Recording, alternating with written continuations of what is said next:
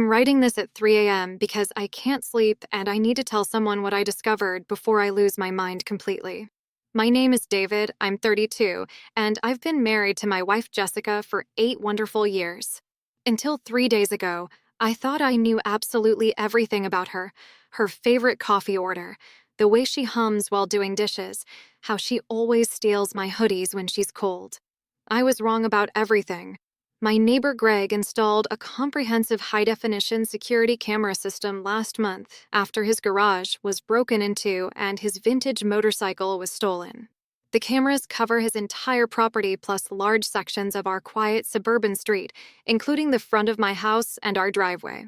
Greg's a retired police detective who's become completely obsessed with neighborhood security since retirement, and he reviews every single hour of footage like it's his full-time job, taking detailed notes and creating files on every person who walks past.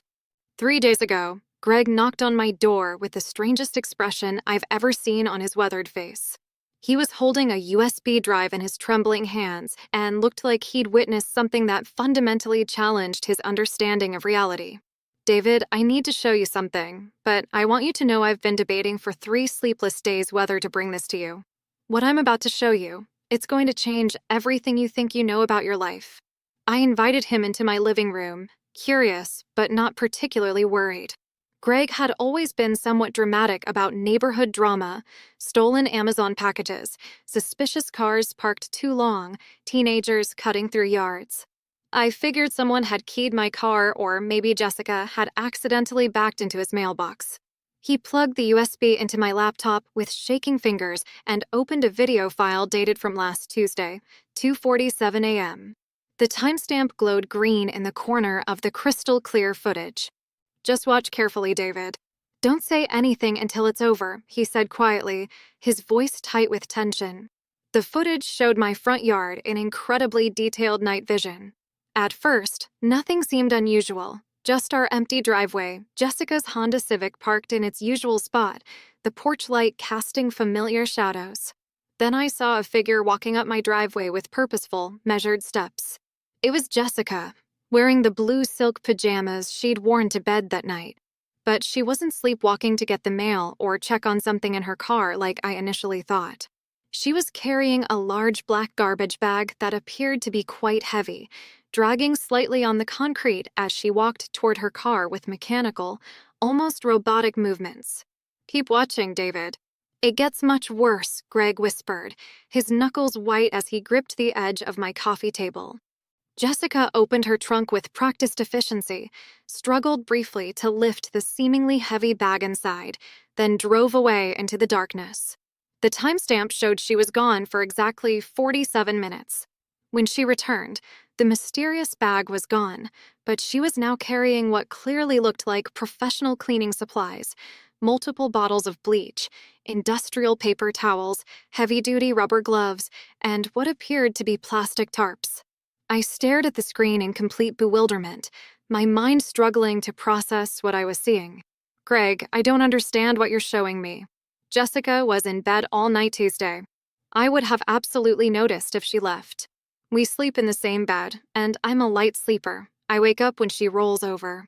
Greg's expression grew progressively darker as he clicked through more files. "David, there's much more footage. This definitely isn't the first time, and the pattern is escalating."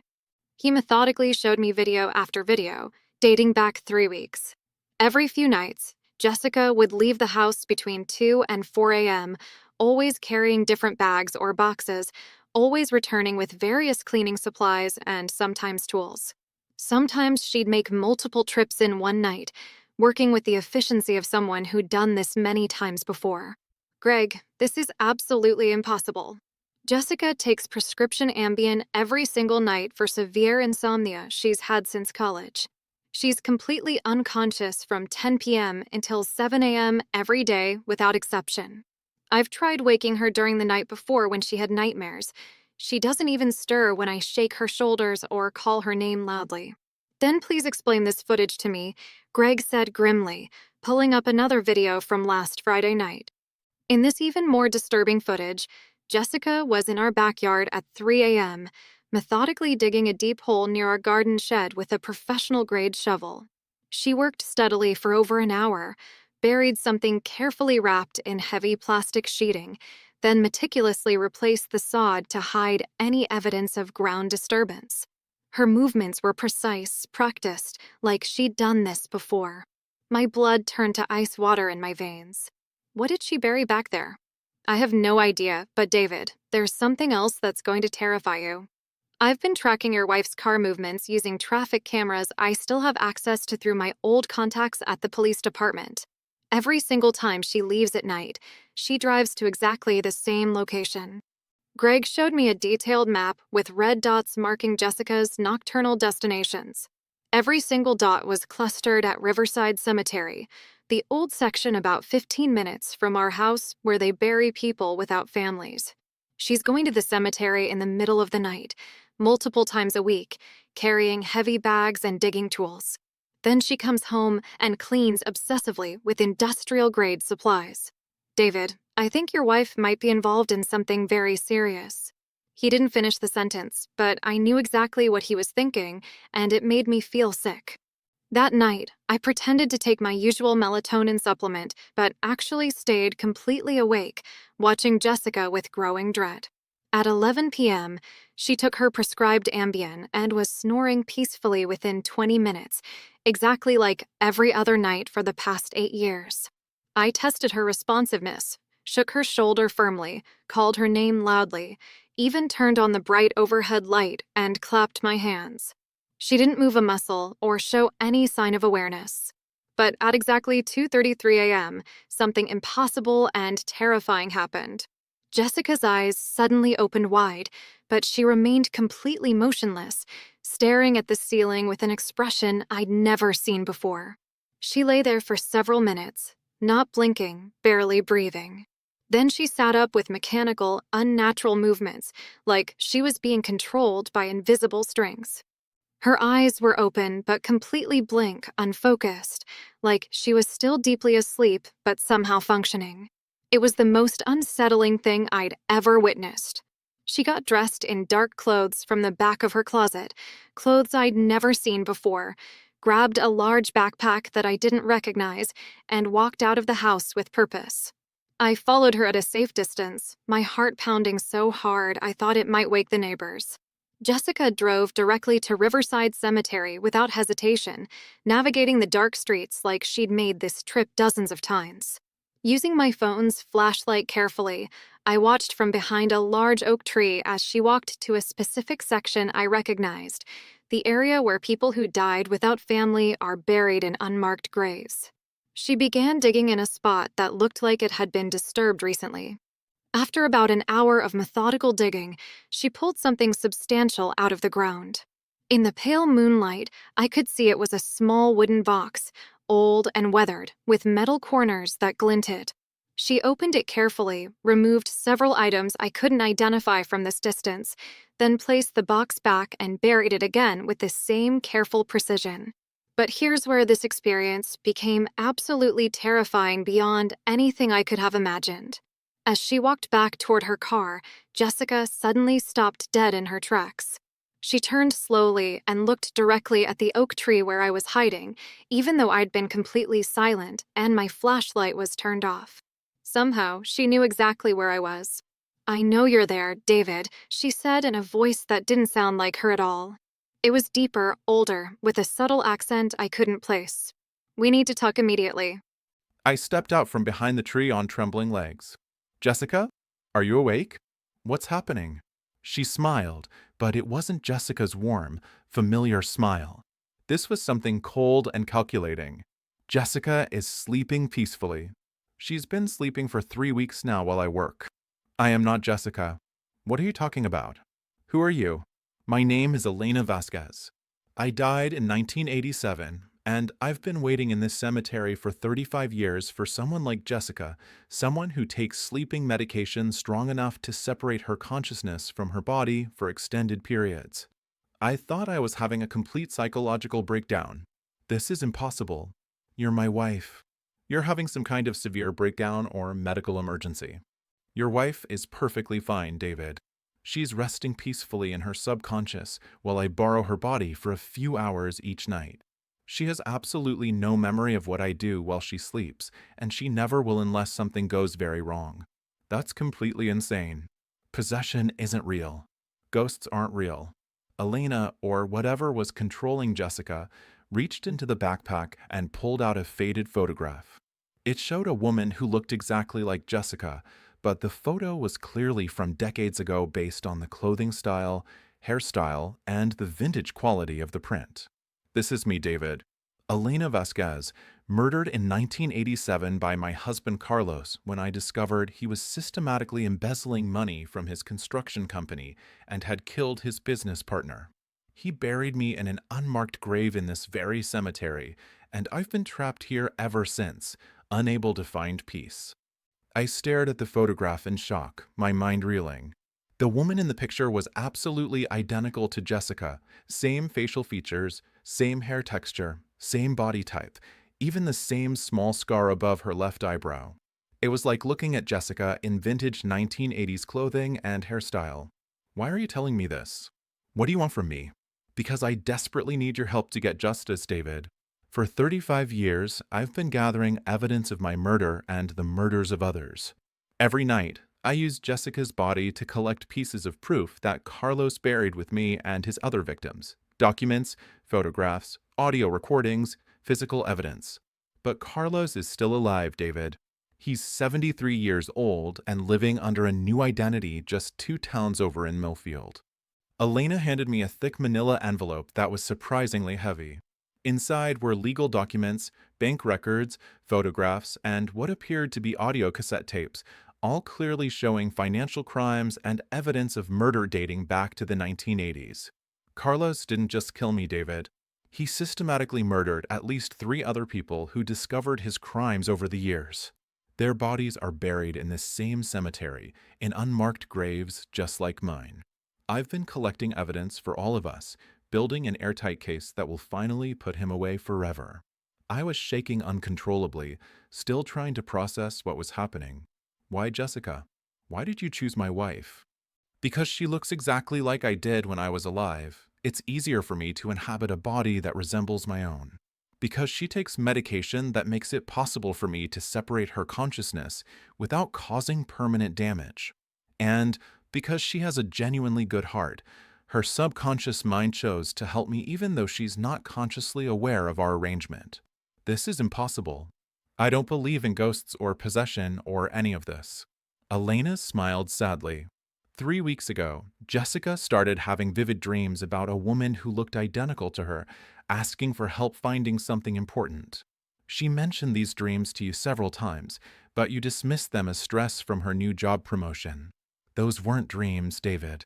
That was me requesting permission from her subconscious to use her body to seek justice. I suddenly remembered Jessica mentioning strange, recurring dreams about a woman who looked like her twin, asking for help solving some kind of mystery. I had brushed it off as work anxiety affecting her sleep. What exactly do you want from me? I want you to take this evidence to the police tomorrow. Tell them you found it while researching family genealogy or cleaning out an old relative's house. I don't care what cover story you create. But Carlos needs to be arrested and charged before he dies of old age and escapes justice forever. And if I do this, you'll leave Jessica alone? You'll stop using her body? Yes, absolutely. Once Carlos is arrested and formally charged with murder, I'll finally be at peace and Jessica will be completely free. But David, there's something else you urgently need to know. Elena's expression became grave and frightening. Carlos knows I've been gathering evidence against him.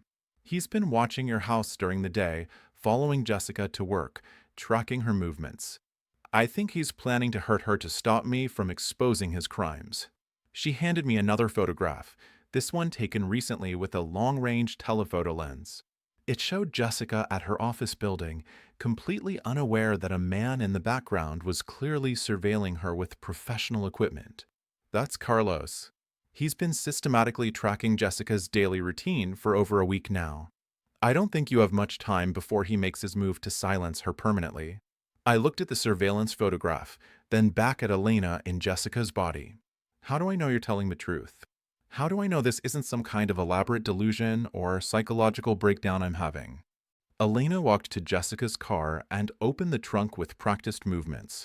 Inside were the black bags I'd seen in Greg's security footage.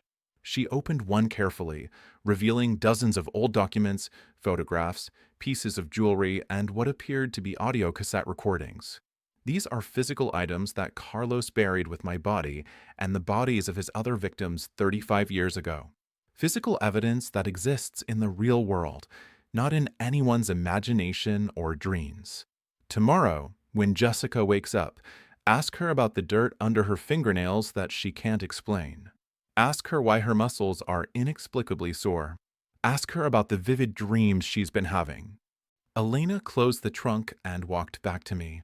I have to return Jessica's body now before I cause permanent damage to her consciousness. She'll wake up tomorrow morning with no memory of tonight, but her subconscious will feel exhausted and confused. You need to protect her, David. And you need to get Carlos arrested before he kills her to stop me. Wait, how do I contact you if something happens? How do I know if Jessica is in immediate danger? If Carlos makes his move against Jessica, I'll take control of her body during daylight hours if absolutely necessary. But I really hope it doesn't come to that. It's much harder and more dangerous to inhabit someone who's awake and conscious, and it could hurt her brain permanently. Elena walked toward the car, then turned back. One more thing, David. In your backyard, near the garden shed, Jessica buried a box containing copies of all the evidence. If something happens to me or to her, dig there. Everything you need to put Carlos away forever is in that box. She got in the car and drove home. I followed, my mind spinning with everything I'd learned. The next morning, Jessica woke up exhausted and sore, complaining about vivid dreams she couldn't quite remember. When I mentioned the dirt under her fingernails, she looked confused and said must have been gardening in her sleep. That was yesterday. Today, I took the evidence to the police, claiming I found it while cleaning out my grandmother's attic. They seemed very interested, especially when I mentioned the name Carlos Vasquez and the connection to unsolved missing persons cases from the 1980s. But here's what's terrifying me. This afternoon, I saw the same man from Elena's photograph sitting in a car across from Jessica's office building. He's real. Carlos is real. And he's definitely watching my wife. Jessica has no idea that a murderer is stalking her, or that a ghost has been using her body to gather evidence against him. She doesn't know that her life is in danger because of something she's not even consciously involved in. Tonight, Jessica took her Ambien as usual and fell asleep. I'm staying awake, waiting to see if Elena takes control of her body again. Because if Carlos is planning to make his move, Elena might be the only thing standing between Jessica and a killer who's already murdered at least 4 people. I keep looking out the window, watching for any sign of Carlos or his car. I have Greg's security cameras on my phone now, so I can monitor the street in real time. What would you do in my situation? Would you wake Jessica up and try to explain that she's being possessed by a murder victim? Would you trust a ghost to protect your wife from a killer? Or would you take Jessica and run, leaving Elena to fight Carlos alone?